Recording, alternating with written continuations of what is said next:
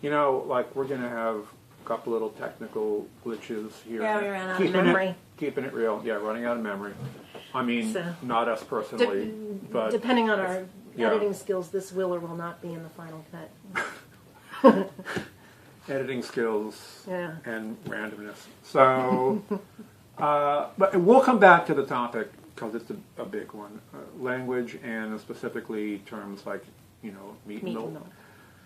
Burger, like the same thing, you know. A burger is a round thing with a rich taste that goes on a bun. Right? Yeah, and the mayonnaise company trying to sue Hampton Creek for the word mayonnaise. Nobody cares what the ingredients are. Like no one. And you know, I actually I gave out like free just mayo samples at the barbecue battle, right? So we have like 3,000 meat eaters came by, and 2,999 of them like could not care less. You know, if it had eggs in there, and probably most of them never even thought about that, right? There was one guy who. Wait a minute. I've thought about it all my life because when I was growing up, if something had mayonnaise in it and you were at a party, you were worried, am I going to get sick off of this mayonnaise-based like potato salad or... That is true. And that is one little side benefit of vegan mayo is it's less likely to kill you. So, I never leave stuff out overnight. Like if I'm cooking, I promptly put things away in the refrigerator. I never get up in the morning and say, well, at least I know it's still safe because it's vegan and I eat it. I do it. No. I eat it in the morning because it's vegan. Very true. But you've probably been like at a barbecue or something, and it's like August, right? Yeah. Like, and you know, it's started at 1 o'clock, and then it's like it's 7, and the thing's still out there. Still fine. Yeah. Eat so, among the other more profound benefits, you're less likely to like end up in the hospital at a barbecue with vegan mayo. Right. Where were we? Completely. Yeah, I know. I derailed you. Oh yeah. So a burger is a round thing, and you know, it doesn't have to come from someone's body, right? You get the basic taste and feel that you want, and in 30, like whatever technology we come up with, if it displaces, you know, the current sort of slaughterhouse model where you kill an animal and you take the flesh and you put it 30 years or so. Which I've done with my own hands before. It's nasty. Oh, I believe it. People aren't even going to like this argument will be totally passé. People will lose the association that, oh, it's not real. It'll seem as real as when you buy guitar strings. So it's only a temporary phase, I think, that we're going through. Yeah, it feels like, that thing we were talking about with time being subjective. It feels like a long time right now. And something like a hot dog, all hot dogs are like not real. Or real depending on your definition, but I mean they're a composite. If you like lips and anuses. They're a, when you really think about what goes into a vegan hot dog, it's just plants from the ground. Yeah. You know, but the shape is artificial. Melinda. They've been around for They're so good. I like their hot dogs. I like the field roast. And I like the field roast. I like the hot dogs at Loving Hut too. Right. I want to put in a plug. There's a small company called Dawg, D-A-W-G, and they're at a lot of the events that Bontopia plays up in New Jersey. And they actually have a healthy hot dog. Like the thing about hot dogs, you know, you don't think of them as a health food. They're a fun thing to have, barbecue, 4th of July, hockey game, that sort of thing. You know, you're not eating it because it's healthy. You're eating it because it's got this nice, you know, it's a fun, you know, right. But their ingredients are actually, like, they're healthy ingredients, right? I don't even think there's oil in there. Wow. I mean, they're just... Now, does it taste exactly like a hot dog? Like a non-vegan hot dog. Right. Yeah. Well, it does taste... Dog, no, but it does taste exactly like a hot dog because it is a hot dog. Because it is a... Okay. Yeah, so it does it, but you're asking what am I trying? Does it taste like a conventional hot dog? Non-vegan hot dog. Well, there's some vegan hot dogs that taste...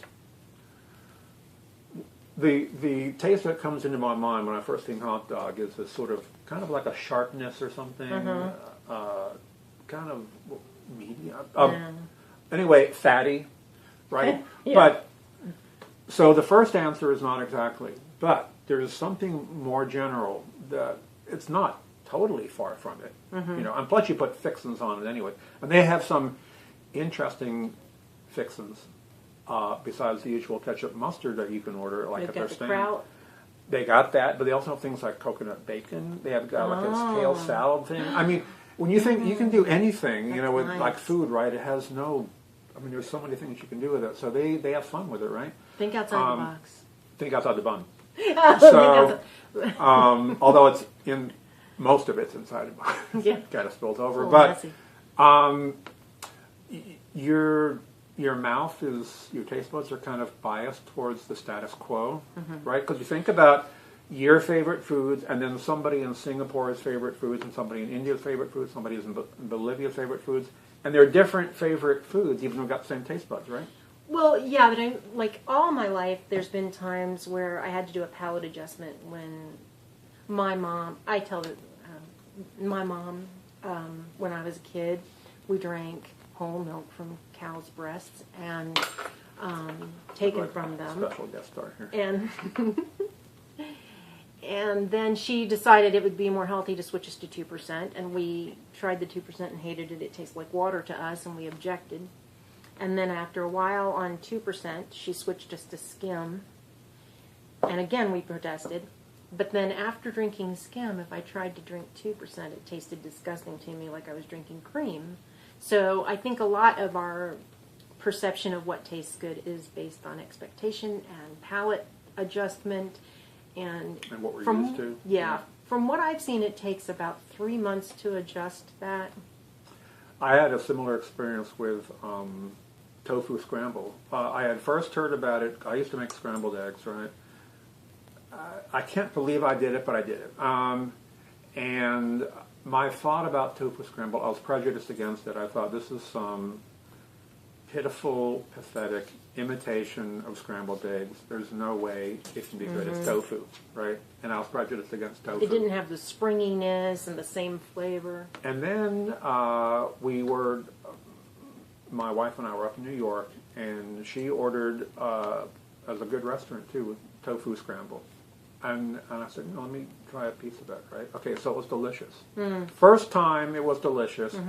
Mentally, like I already didn't like it, right? Yeah. And then I actually tried it, and it's delicious. And we started making it at home. And so we make it like almost every week now. Has this happened to you where like you try, like, I know the first time I tried soy milk, I thought it was disgusting. And before I was vegan, I loved drinking milk taken from cows, and I drank more than one glass every day. So I didn't know how I was going to survive without that. And when I tried soy milk, I thought it was disgusting and watery, and the color was wrong. And then I tried a different brand, and that's when I was like, oh, it's not all soy milk is the same. It depends on the brand. And then once I found a brand that tasted similar enough to me, I got used to that. And after I got used to that, I could drink almost any soy milk. Yeah. Which, by the way, I like soy. Other people like almond, oat, whatever. I like soy. Actually, I like most of them, but very important practical point there. And I don't know what our audience is, or but hopefully it's not all vegans, and there's some people who are like curious about the topic. On a practical note, try different varieties and different brands, because each one's different with all the products, right? And they're growing all the time, and if you try them and keep an open mind, because the mind can affect how things taste to you, but you'll find stuff you like. There's enough stuff out there now, and I've done enough food outreach and taste testing, and you have too, that I can say with like 99% certainty, if you don't like the first thing, you'll like the second one. If you like the first, you'll like the third one. You're going to find stuff out there that you like. There's some product lines that almost everybody likes. And then once you're accustomed to that, you wonder why you liked that other thing in the first. Yeah, and then you wonder why you liked that other thing in the first place. Yeah, your taste bud, you get a new status quo. I mean, so my experience with tofu scramble was a little bit different in the sense that I liked it the first time. I just had this mental block, and it replaced scrambled eggs in no time. And I have to tell you, and I don't know, a million people will say the same thing. The palate satisfaction that we get from it, just the pure taste, joy of eating, that, and really pretty much everything, it's at least as much as what we did before. It's actually kind of better because, you know, you're not hurting all these animals. You know, you're not deliberately hurting them. You're trying so many different things, too. It's like really opens up. It's amazing. It's amazing. Well, I mean, you know, I think I've mentioned this to you. I don't think I've repeated myself more than a handful of times on dinners, which I cook like maybe 4 or 5 nights a week, sometimes 6, 7. So since 2004, that's thousands of dinners, and I think I've done like maybe 5 repeats. That's really cool. You know, sometimes they're similar. If you're doing spaghetti in a red sauce, okay, there's going to be some overlap, right? But there are like a million variations, and there's things you can mix in with them. So variety is not the problem. But if you don't like the first product, try variations, and even come back to that maybe first one. If it's marginal, your taste buds really do change. What is kind of new and not quite right at first, ask about a third time, not too bad, and by a 6th or 7th time, it could be like a new comfort food. I've seen that happen. I've had it happen to me. Yeah. You know, it's good to be motivated morally, and there's your sort of the driving engine. But in terms of, like, am I going to like, you know, eating nothing but vegan food, which there's, you know, 50 million recipes on Google, and more if you do Google Translate, or veganize a non-vegan recipe with usually 1 or 2 ingredients. Yes, you're going to like it. Okay. So now we're going to meander back to the topic. Yes, I like the concept of meandering back. It's like reverse. Because we've got to eventually get to it, right? Like no, but we're okay. So you wanted to during the break, right? Yeah. When the band was playing, you were talking about reframing or introducing the topic of meat in a different way, which is interesting because it shapes the discussion kind of after that. Well, tell me how you feel about this. So the way I see the discussion is that the debate that I think is happening is, first of all, there are people trying to say that cultured meat is vegan. It's clearly not. But does it save lives? Yeah, it saves lives. So that's one part of the discussion. The next part of the discussion is the plant-based, which plant-based, that's a word with problems all its own. The plant-based meat, the Impossible Burger, which was tested on animals, is that vegan? And then the third part of the debate that I see is, why are we even involved in this when plant meats are getting so much more exciting? Like, because, you know, when we started, the world of difference in 14 years. Yes. And imagine. Right. I think that the effort being, in my opinion, the effort being put into promoting flesh-based meat and tested plant meat versus plant meats that are not tested, I think is, in my opinion, is wasted time. But you have a different opinion. So is that how do you see the conversation? No, I think those are all, that's great. Those are all, not only are they important points with moral ramifications, I don't want to give the impression that I'm set in my opinion either. I wrestle with these things. Yeah. You know, what's the best, what should I promote? There's so many variables. What's the best thing to do, right? And I think each one has pros and cons. Well, each Yeah. one has different things to discuss about. Right. And I also think some of these things are going to happen regardless. Right. Why do we even need to... What's my role in it? How can I do the best? Right. I'm not a big time investor, so I'm not really driving this. But down on the ground, what should I promote? Right. So if friends or neighbors are interested in the Impossible Burger, what do I say? So each of these is like a whole topic or multiple in its own right. Mm-hmm. Now I happen to be talking about or with other people in a discussion just today about the Impossible Burger, but You probably know a lot more of the testing aspect of that. You're very well researched on. Not so much on Not that. on that. Yeah, other people know. I've heard a couple of conflicting things about the testing on that. Yeah, and that's one thing we should probably get straight. Is Yeah, I guess before we make do a sure- show, we should do that research. give our Well, there's- considered opinion on We something can- we don't know about. We know a little about Everybody it. does. We know a little bit about it. But the cultured meat is a broader topic. Yeah. Maybe, it's a whole technology, and So you want to stick to just talking about that? I don't know. And- Well, okay. let's start there, and we'll see where we go. We might delve into the Impossible Burger since I was just there. Well, Impossible Burger is easier. Here's my thinking on it now. Tell me if this makes sense. If it hadn't happened yet, if it wasn't out there, then it's, even though it's not us doing it, other people are doing it. It's a little bit of a trolley problem, right? Where, I think the classic trolley problem, which has a million variations, is, do you pull the lever and kill that one person, or do you not pull the lever and you kill 10 people? Something like that. Is that it? Well, I'm sure, but if you're going to have a trolley problem, you've created a dichotomy, and I think there's another. There's that also, right? No, that's a good point. Because the And actually, alternative is neither one of those. You go with the right. plant only. Right. Yeah. So no, that's a good point.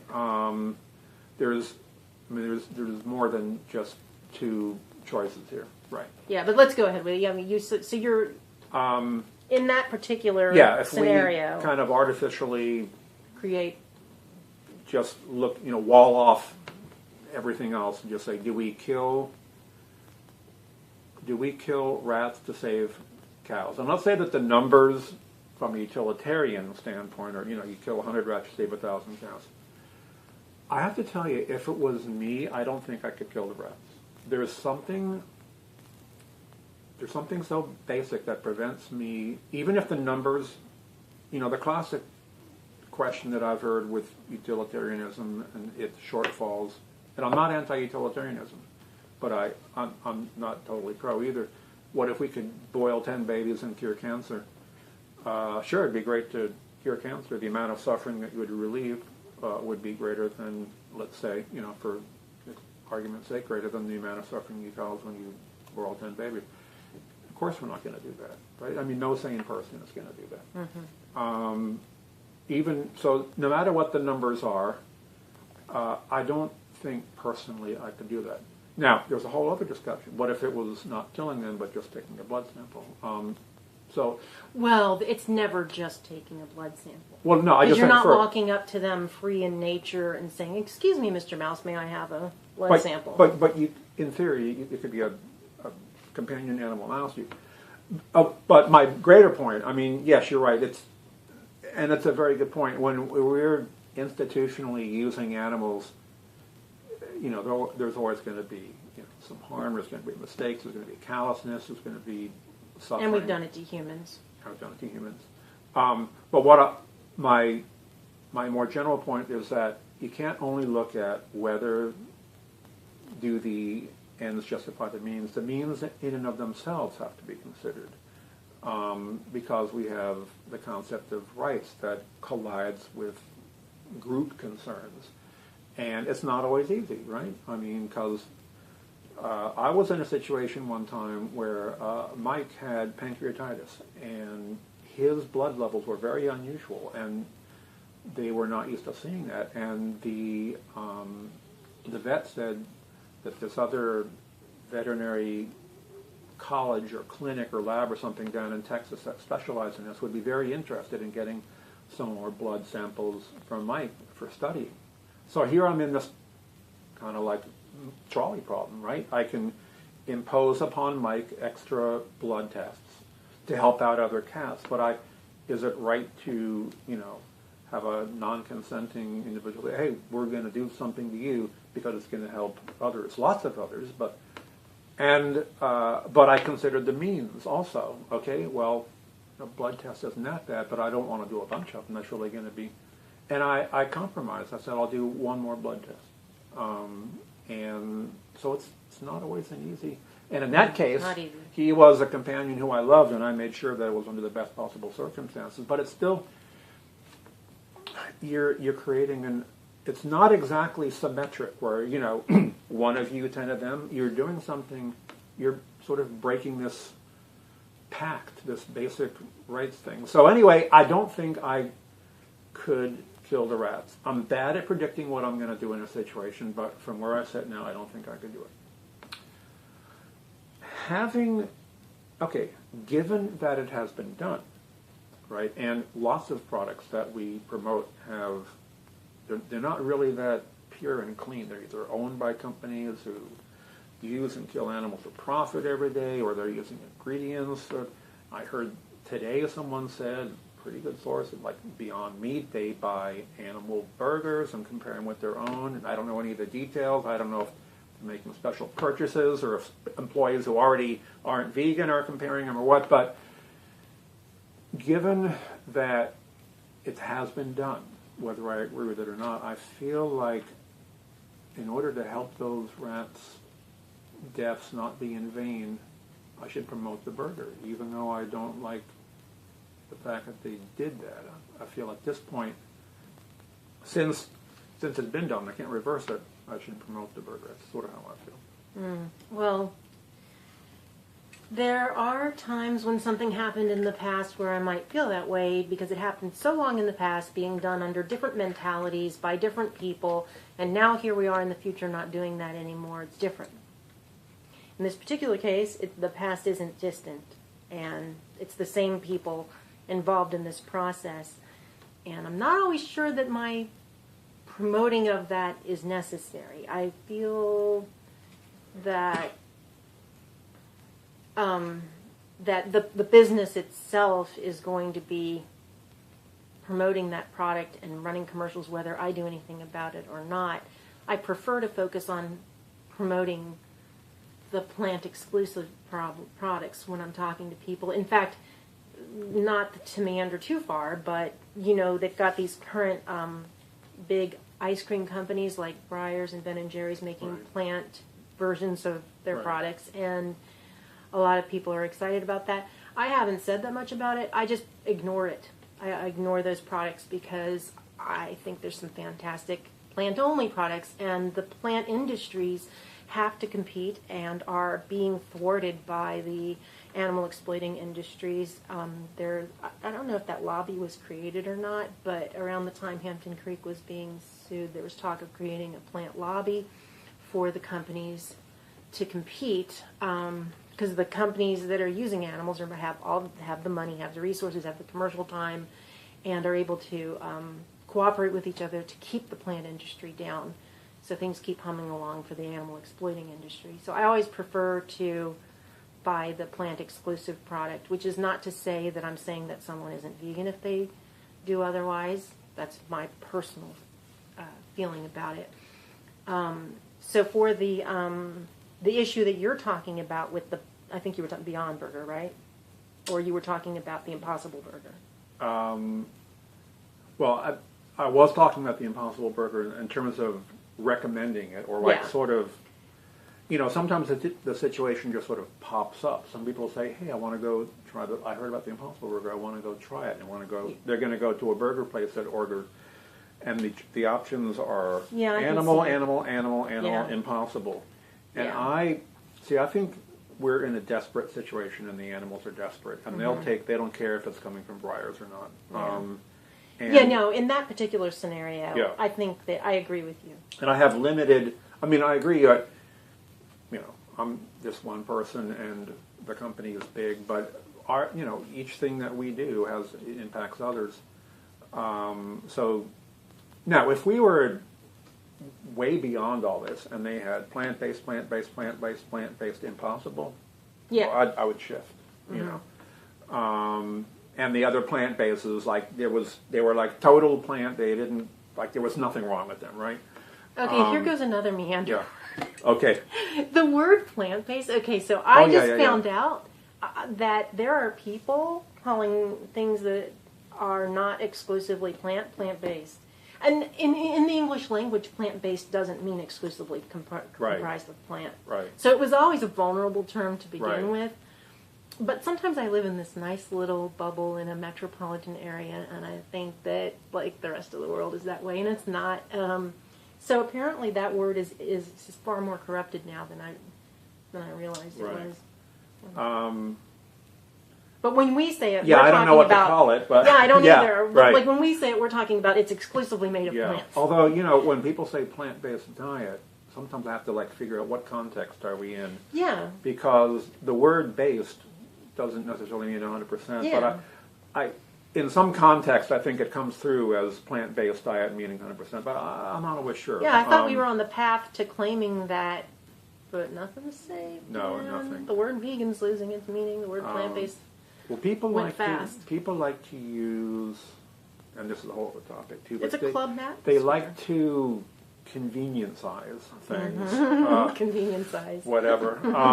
So you know, it's these are tough problems. I think, you know, and we have this situation where we all feel a little bit of desperation for the animals because there's so many of them killed, and we see it happening.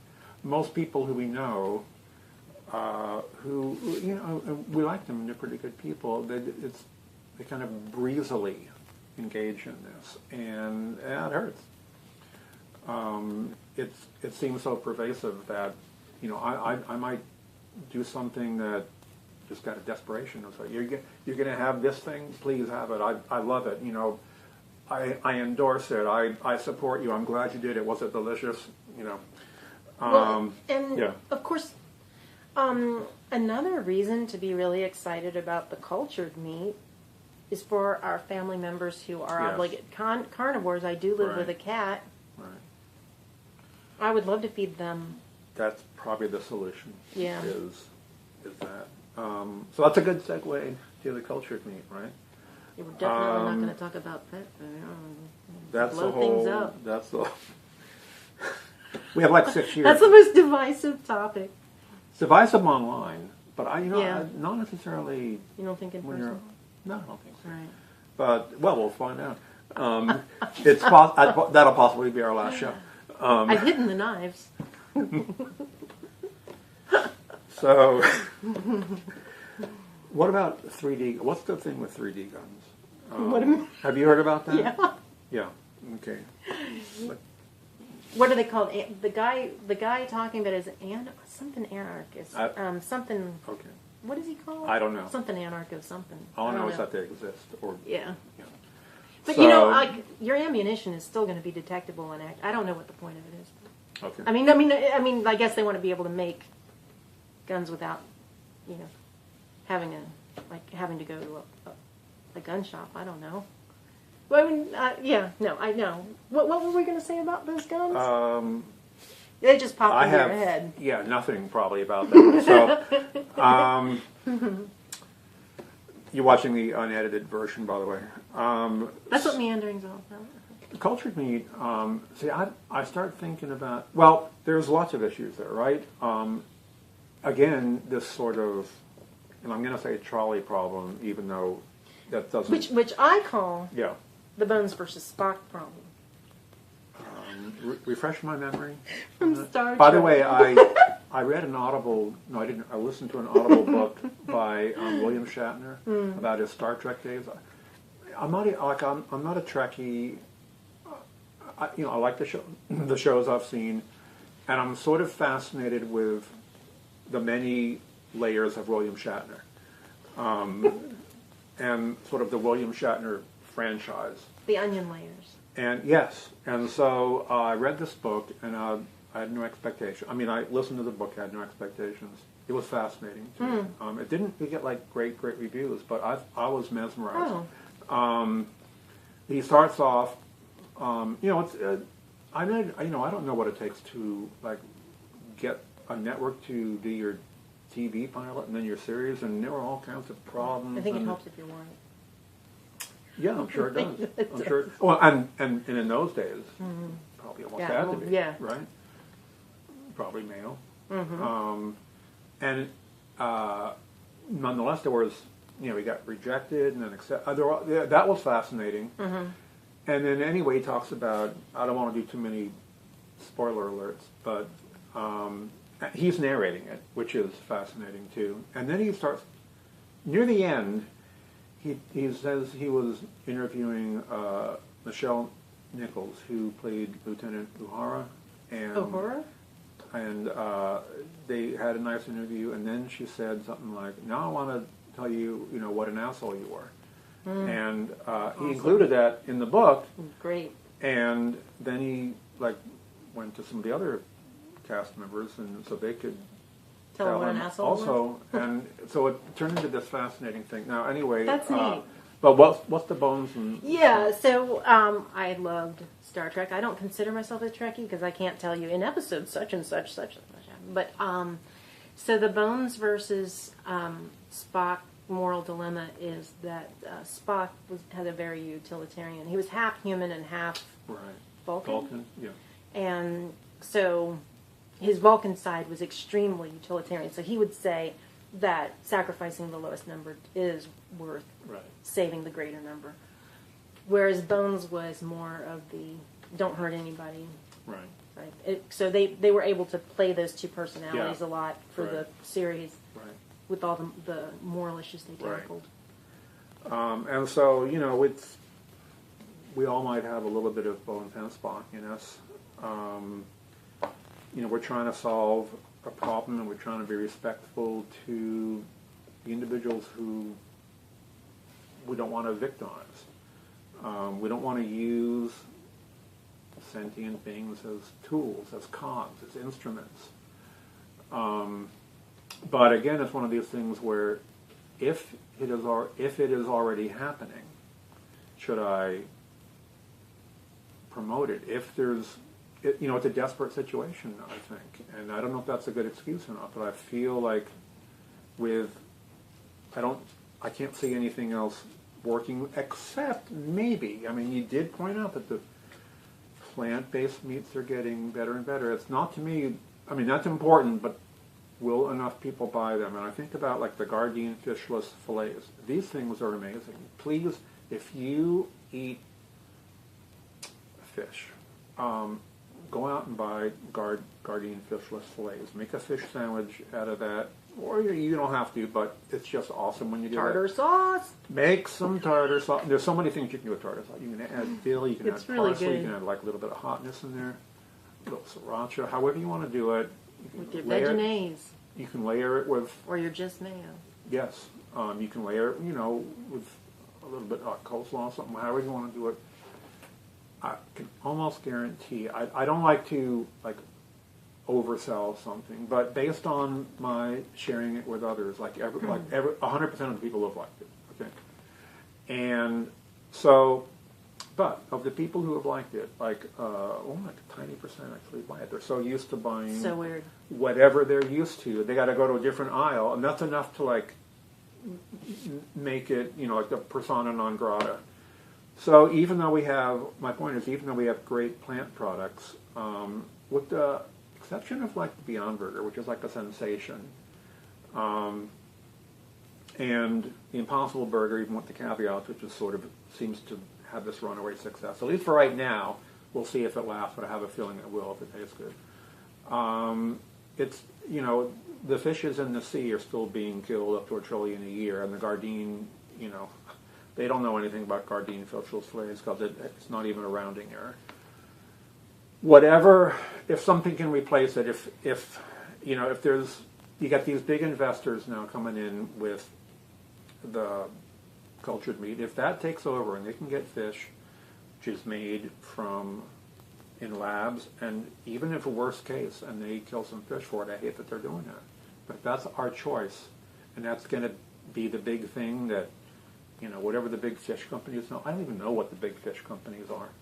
But Mrs. Paul's Fish Stick or something can say, hey, it's cheaper for us to go with plant-based meat. We're just going to, with the cultured meat, we're going to go with that. Or if other countries where they may not have a big presence of the Beyond Burger and Impossible Burger and all that stuff. And I don't know. They Israel has this super meat thing, so they might have Beyond Burgers. They have the super meat initiative, which is supposedly cultured meat that uses no animal, which is another sort of, what if it uses It's a none, what if it cultured uses meat none? that uses no In the living being?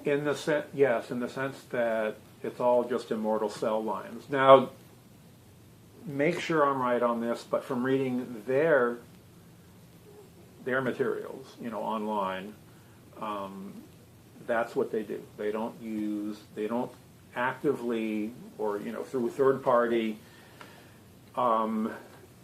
interfere with an animal. I mean, I guess you eventually have to get this first. You have to get these first cells, and maybe